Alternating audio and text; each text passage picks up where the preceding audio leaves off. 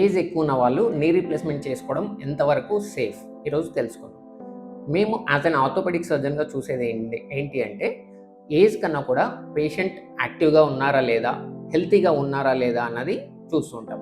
హెల్తీగా అంటే పేషెంట్ యొక్క హార్ట్ ఫంక్షన్ బాగుందా లేదా, లంగ్స్ బాగున్నాయా లేదా, తర్వాత కిడ్నీ ఫంక్షన్ బాగుందా లేదా, బ్లడ్ పారామీటర్స్ అన్నీ బాగున్నాయా లేదా, ఒకవేళ బీపీ కానీ, షుగర్ కానీ, థైరాయిడ్ కానీ ఇట్లాంటి ప్రాబ్లమ్స్ ఉంటే అవి కంట్రోల్లో ఉన్నాయా లేదా అన్నది ఇంపార్టెంట్ అనమాట.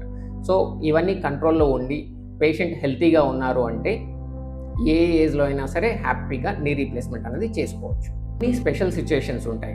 కొంతమందికి ఆల్రెడీ గుండెకి సంబంధించి స్టెంటింగ్ అయి ఉంటుంది, లేదా ఓపెన్ హార్ట్ సర్జరీ అయి ఉంటుంది. ఇట్లాంటి వాళ్ళు ఏంటంటే ముందే కార్డియాలజిస్ట్ని కన్సల్ట్ అయ్యి ప్లాన్ చేసుకోవాల్సి ఉంటుంది. సో ఇట్లాంటి వాళ్ళు ఆపరేషన్ని ఖచ్చితంగా కార్డియాలజిస్ట్ అవైలబుల్ ఉండి మంచి ఐసీయూ సెటప్ ఉన్న హాస్పిటల్స్లో చేసుకోవాల్సి ఉంటుంది.